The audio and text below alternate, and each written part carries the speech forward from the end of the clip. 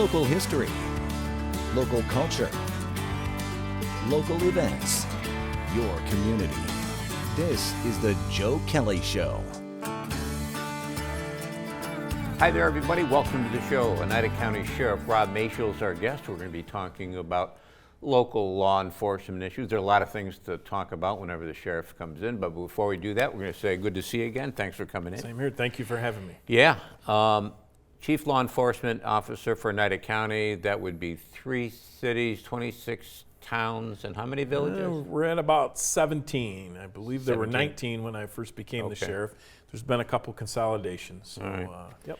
How difficult is that to cover? Well, first tell me, how many people do we have out on the road patrol at any given time? At any given time, if no one is out or off, called in sick, because obviously we plan for vacations and things like that, but if someone calls in sick, but if everyone's working, we have somewhere between 5 and 8 patrol cars covering the whole county. So we have several patrol zones. Some patrol zones are much larger than others area-wise, but their call volume may be less. To give you an example, I live in the northern part of the county, so there's several townships incorporated into that zone. We call that Zone 5. The call volume is very low, so one deputy would cover that entire area. But the problem is, if you're on one end of your patrol zone and something else happens on the other end, there's going to be a response time. But we try to work with our partners in the state police. We change shifts at different times. We also have several field offices around the county, as do the state police. So we try to balance our coverage. So we want to make sure that at no time there's never a situation where there's no cars working anywhere. So we try to balance that out. But it's a challenge. I mean, law enforcement across the country is facing critical staffing levels. Like I said, and we are no different. So we're continuing to recruit to get people to join this career. It's an awesome career. And then at the same time, we're constantly juggling and redeploying resources to ensure that we're giving proper coverage to the residents of Oneida County. I see you, in fact, speaking of employment, you just had a class graduate, did you not? Yes, Mohawk Valley Police Academy. It was their graduation class for 2023. 2023-1, and we put the -1 because there'll be another police academy starting if all goes well, sometime in May, so just a few short months. But the 5 that graduated from the sheriff's office, they're part of the road patrol. And then we had several members from the Utica Police Department along with a couple other neighboring agencies. So that really works like the fire academy works. People can come into the Utica Fire Academy and be trained for other smaller departments, right? Yes, with the Mohawk Valley Police Academy, that's been a decades-long partnership, probably more than 5 decades, between the Utica Police Department and the Oneida County Sheriff's Office, and we also partner with Mohawk Valley Community College. Obviously, that's where the academy is on their campus. That's the same police academy I went through. I'm afraid to say, like 34 years ago. Didn't Sheriff Picola start that, or was I'm not sure. Yeah, I couldn't tell you. I'd have to do a little research on that. But when I went through in the late 1980s and early 90s, the police academy was in some mobile trailers out in the parking lot at MVCC, and we graduated in the cafeteria. Now we're actually part of the college campus. Graduation's always held at the Stanley Theater, which is a beautiful venue to have a ceremony like that. Mm-hmm. And the neat thing about our partnership with MVCC, we have all their resources on the college campus, plus the recruits are getting college credit for their time because they are full-time students while they're attending the police academy. Yeah. I wanted to ask you, I got sidetracked there, the response times in Oneida County for the road patrol. When you're talking a geographical area like we're talking, you mentioned the northern Oneida County, what kind of response times are we looking at? Well, it depends on where the call is. So, if you have a call, let's say in the northern tip of the town of Forestport, and the deputy's out at the Barneville field office, you potentially, depending on the weather, that's a whole nother issue this time of year, you could have a 15, 20-minute response time. We don't obviously want that, But again, it's like anything. You're typically always not where you need to be when someone's calling for your help. That's why, like I said, it's critical between our using the north part of the county again as an example. We have deputies working out of the Barneville field office. State police have troopers working out of the Remsen field office, again, changing shifts at different times. So there's always someone in the area, but we can't always guarantee they're going to be right where they need to be. And then, rural policing's a little different, or a lot different in many cases than, let's say, city policing. It's not unusual to be at a domestic dispute in the rural part of the county, and you're the only car for 10 or 15 or 20 minutes. You may be there by yourself. So you definitely, no matter where, I guess what I'm trying to say is, no matter where you're a police officer, whether you're working in the inner city or in the most rural part of Oneida County, it's an extremely dangerous job. And that's why, we, like I said, we train our people as best, or, we train them to the best of all training standards, and we give them the best of the best when it comes to equipment. There was an accident the other day. It was an Amish family. Was that on route? That was on Powell Road in the town of Trenton, where a vehicle rear-ended a horse and buggy that had a family in it. Everybody was ejected. The young infant, real bad shape with a fractured skull. We just had another accident. State police actually just had another accident on Route 274 in the town of Western, where a vehicle rear-ended a Amish farmer. Team of horses was pulling a manure spreader. In that case, the buggy the manure spreader had the proper safety emblem. Same thing with the Powell Road accident. New York state law, and this is where we definitely need a few things. We need law changes. We also need to work with the Amish community, which we do on a regular basis. We also have to work and educate the folks, as the Amish call us, the English people. Because again, I deal with the Amish bishops on a regular basis. We have multiple groups in the county. But New York state law basically says they either need a slow-moving vehicle emblem, the triangle, the bright orange triangle, or they need 72 inches of reflective striping around the outside of the buggy and a lantern on the outside that's lit all the time. That's certainly not sufficient enough. I mean, many of the groups you'll see around the county have flashing lights. They have all kinds of warning signals on their buggies. That's what we would like to see as law, so that we can protect these people better. Then there's other groups, some other Amish groups that don't have any warning symbols at all on their buggies. And again, does their religion prohibit that? Well, they'll tell you that it does. But I mean, we hang our hat on the law. The law is very clear on what you have to have. But again, we have to continue to educate the Amish community. We also have to continue to educate people who drive in the rural parts of the county that at any given time, you could come upon one of these buggies. And if you take, some of our hilly or curved rural roads, I mean, if you're going 55 or 60 and you come up on a buggy that's climbing a hill, if you're not prepared, it's going to be disaster, just like we had on Powell Road in the town of Trenton. We're going to take a short break, but then we'll be right back with Oneida County Sheriff Rob Maciol. Short break, right back.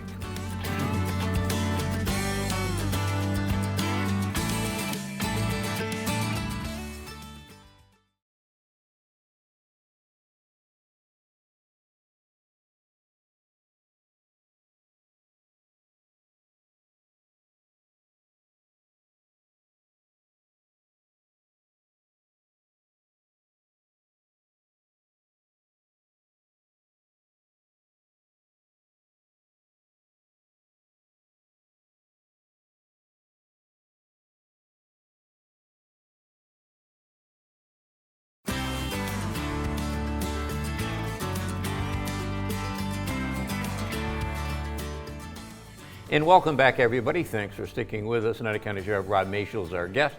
We're talking about the sheriff's office, and it's an office, not a department, because it is an elected position. Yes. Is it the oldest elected position in Oneida County? It is, and it's the oldest elected governmental position in our country structure. But the sheriff's office here in Oneida County started in 1798. And I'm not going to ask you to name the first one, but I think you told me once who it was. Colbrath. Colbrath, yeah. He was actually the sheriff of both Herkimer and Oneida County, so they practiced consolidation more than 200 years ago. Yeah, good for them. Yeah.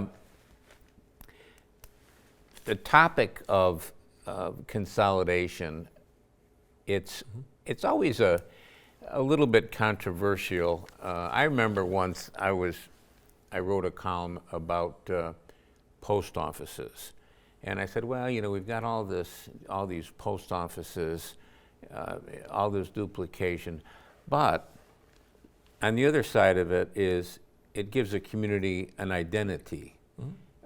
So, you've got spending, you got their own identity. Is there a similarity with local PDs? There is. I mean, obviously the bulk of my police career was in a small community. It's got its pros and cons. I mean, certainly a community wants its identity, but at the same time, policing has changed so much just in my career. The state mandates, the training mandates, the cost of equipment. I mean, our budget at the sheriff's office is $47 million for the year. You take a village, an average village, their entire budget, inclusive of everything, is probably $1.5 million. So you can see the difference. And like I said, the resources that we have at our fingertips, the crime fighting tools, the technology, forensics, I could go on and on and on. And it makes sense. When we talked earlier in the first segment about how there's 5 to 8 cars covering the entire county patrolling, you have some townships, because there's villages within the townships, you have some townships in this county that have 5 village or town cars working at one time on a Sunday morning, when I've got the same amount of cars covering the entire county, 1,250 square miles. So there's clearly a duplication of services. But then the village or town fathers have to decide, do we want to consolidate and save a significant amount of money for our people? But with that comes, like you said, the loss of identity. I've had village mayors or town supervisors, we've talked on this issue, and they'll say, well, can you guarantee me that you can lead our Little League parade? Well, I can't always guarantee that, but I can guarantee you if you have a major crime or a serious incident, you'll get the best of equipment, personnel, investigative tools and resources. That's, and I understand the importance of leading the parade, but I also understand the importance of doing police work and solving crime. So it's a local decision. I mean, our door is always open. We know as the costs go up, and we haven't even talked about liability, but a lot of these small communities are getting backed into a corner, and they have to make a decision. So, we are here if they want us to meet with them and speak with them. Certainly, they would get a huge savings for their community's taxpayers, and I believe that they would get, in our case, a much higher quality of services given to their people. That kind of is a good segue, I think, into these SRO officers, special resource officers? We have school resource officers, and then we also have SPOs, which are special special police officers. The SROs and the SPOs, they serve 2 different functions, but we have a school law enforcement presence in nearly every single school district in Oneida County through the sheriff's office. I think we have about 15 school districts in Oneida County, and we have a presence in probably I want to say 12 of those 15. Again, SROs, full-time deputy sheriffs that are assigned to several districts within Oneida County. We have about 5 of those. Now our SPOs, these are part-time, retired, senior law enforcement or peace officer individuals who've done an complete career somewhere. They retire and they come work for us part-time. We have about 120 of those people in our SPO unit. And they basically are, like I said, are providing protection for every school district in this county with the exception of a couple. We're even in the Utica school districts. We provide security to all the elementary schools. And again, we cover all the rural school districts. So we have a strong presence in our schools to keep our kids safe. Are they in uniform in school? They are in uniform. They look exactly like I do. The only difference with the special patrol officers, the SPOs, they have a different patch. Same color, it's just different wording on the patch. Because they are not regular deputy sheriffs. Do they carry a firearm? They are armed. They are also armed with Narcan, should there be an overdose in a school. Obviously, they're CPR trained. Their main function is to keep staff and students and visitors to the school safe. But at the same time, they're there to, like you said, if there's a medical emergencies, to assist, but also to build a positive relationship with the kids.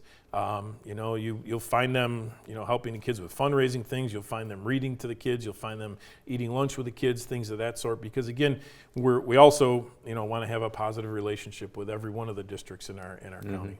I can't help but notice that your badge is covered. Yes. That's in honor of Captain Rosado. Captain Rosado was a member of the Sheriff's Office for 32 years, worked his way up through the ranks, retired quite some time ago and relocated to Florida. Unfortunately and sadly, Captain Rosado passed away recently, and actually just had the funeral a week ago here in Utica. But at the Sheriff's Office, to honor retirees that pass away, retirees from the Sheriff's Office, we cover our badges for 2 weeks. And if we were to ever have someone, pass away while an active member of the Sheriff's Office, which we obviously have had in the past, we would cover our badges for 30 days. And then obviously our honor guard, when someone passes away, retired or active, our honor guard works directly with the family to provide, assistance, funeral services, calling hours, standing guard at the casket, things like that. We definitely want to take care of the families and the members who are deceased. We've got 1 minute left in this segment. Speaking of deceased officers, Kurt Wyman, what's the status of the Memorial Park? The park has actually come a long ways. The committee has done an amazing job raising funds, working with the town of Whitestown between the soccer fields, bathrooms, concession stand. There's construction going on this year. They continue to do the motorcycle ride every year. They continue to do a fall festival to raise money for the park. The beautiful memorials up there. It's just it's a beautiful park, and I encourage anyone to in the area to stop by and check it out. For people that don't know where it is. It's Judd Road in the town of Whitestown. It's actually right across from the entranceway to Accelerate Sports, almost right across, not quite, but almost. And you'll see a sign, and there's a roadway that goes up. It connects to the Gibson Road Park in the town of Whitestown, and it's a beautiful, beautiful facility up there in honor of Deputy Wyman, who gave his life protecting the people. What year was that? 2011. 2011. We come back, we'll be talking more to Sheriff Rob Maciol about local law enforcement, including the change in all the marijuana laws, and the sheriff has taken a stand on that a long time ago. We'll ask him about that. Short break, right back.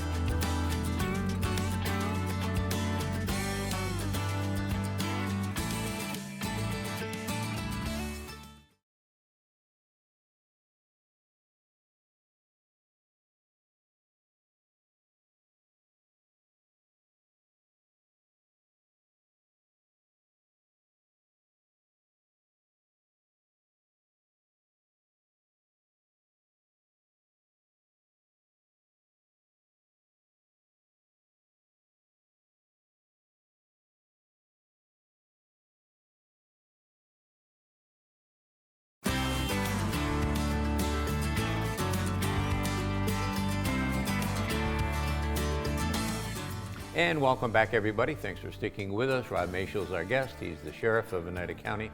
And I remember you were sitting in that chair quite a while ago, and we were talking about marijuana laws, and you were not in favor of changing marijuana laws. I assume you still feel the same way. We fought that for 4 consecutive years.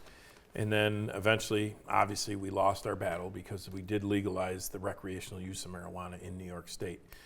So, and I firmly believe in our system, in our legal system, in our governmental structure. So now that it's legal, now we have a totally different obligation. I mean, we have to protect the integrity of that law.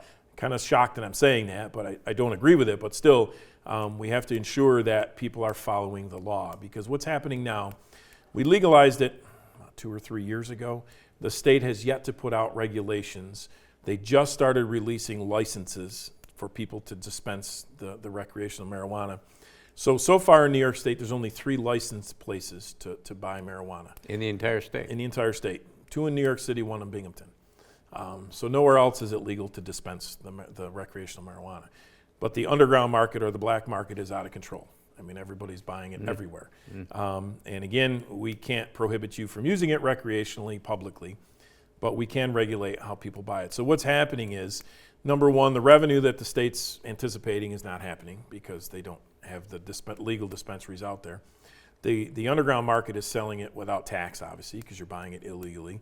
You don't know what it is because you're buying it on the streets illegally. So that's where we're coming up with these synthetic marijuanas and marijuana being laced with various things that are making people sick.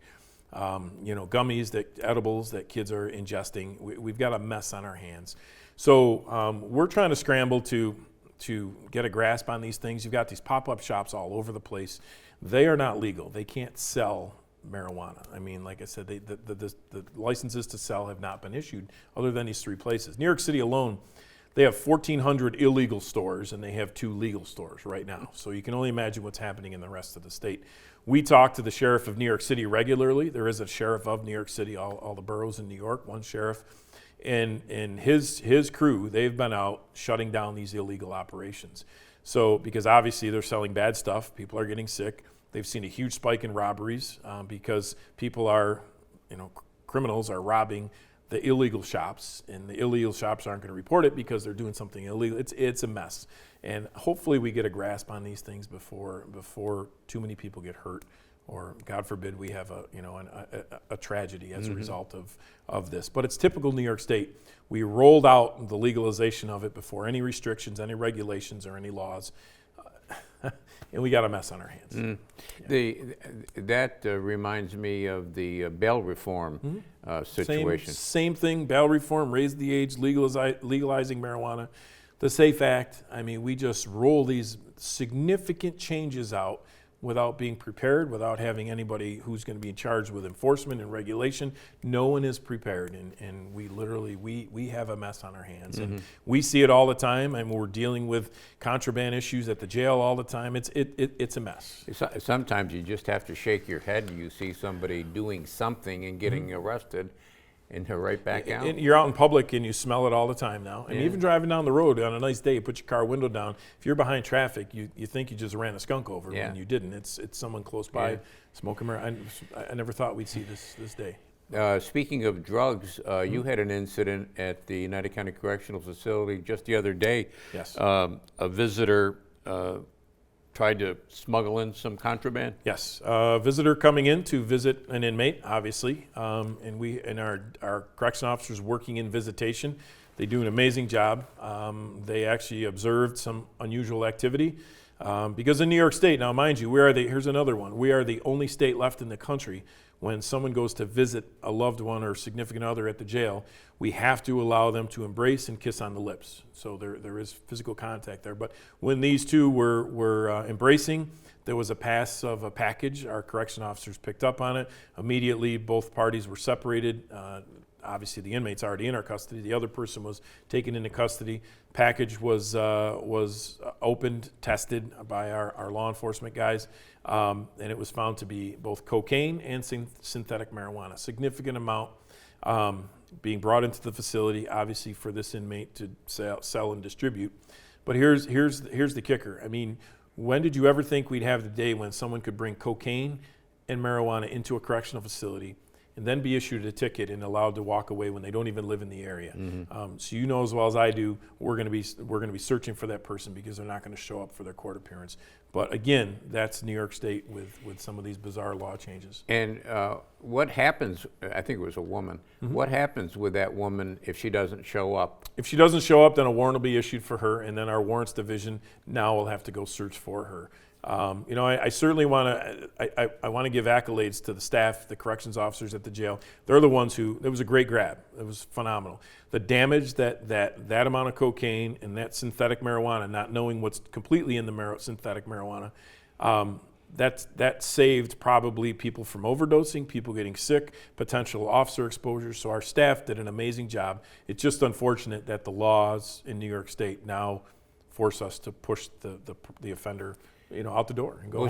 Will she ever get recovered, or I mean, she can't be that high on the list of priorities, right? Well, Or will she be? we will make sure she is, but even with bail reform, when you don't show up on warrants, there's a 3 strikes and then you're held. So even if we pick her up and brought her back for an arraignment, she'd probably be released again, believe it or not. And it's just, it's very frustrating. Yeah. But we still have a job to do, and that's what we tell our people all the time. As frustrating as it is, and as much as we speak out against it, and as much as we lobby against it, we still have to do our job, and our people do our job exceptionally well. They did a great job with this. Like I said, they notify the law enforcement side of the house. They kick into action, do their thing. The person's charged, and if a warrant's issued, we'll go pick her up. We'll bring her back. We will continue to always do our job. It's just unfortunate that the legislature has decimated the laws that protect the people of this state. The correctional facility, you've been for a long time trying to recruit people up there. What's the situation with We still have more than 70 full-time vacancies. We, along with 13 other jails in New York State, are at critical staffing levels. New York State Civil Service has given us the opportunity to do some modified testing. So we're currently hiring, well, we actually hired, 5 people last week.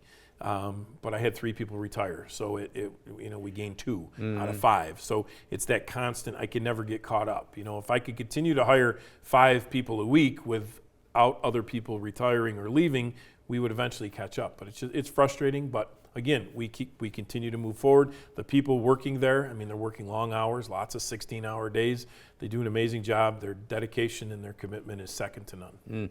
And we've only got about 20 seconds, but you were telling me before the show that you're worried about the ice fishing. Ice fishermen are still going out on some of our lakes where there is not sufficient ice. There's been 2 ice rescues the last week alone. Well, please, folks, if you're going to go out and ice fish, know the conditions, make sure it's thick enough, because not only are you putting your life at risk, but the first responders who are going out and having to rescue these fishermen, their lives are at danger too. And again, with 60 and 65-degree days, it's not a good thing for ice fishing. We have to realize this is a bizarre winter. It's fading away, but please don't put your life at risk or anyone else's. Always good seeing you. Same here. Maybe I'll see you at the St. Patrick's Day Parade. I'll be there. Okay, good. Thank you. That's it for us this week. We'll be back next week. We'll do it all again. Don't forget CNYhomepage.com. Lots of good stuff. Until next time, take care of yourself, everybody.